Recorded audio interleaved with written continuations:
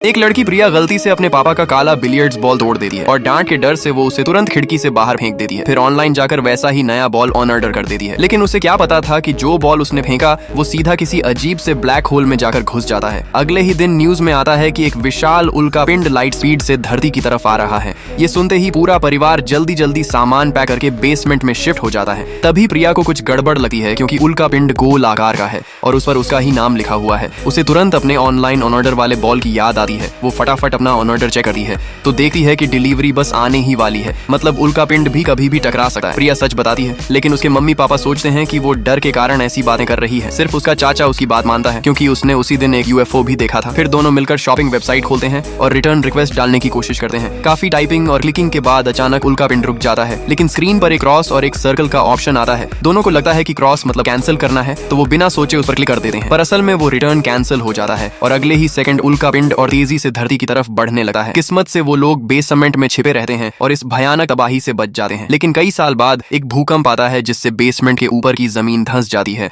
और परिवार बाहर नहीं निकल पाता। जब सब खत्म होता है तो उनका घर एक वीरान जमीन में बदल चुका होता है और सामने खड़ा होता है वही काला बिलियर्ड्स बॉल। लाइक सब्सक्राइब कर देना, भगवान आपको बहुत खुशी देगा।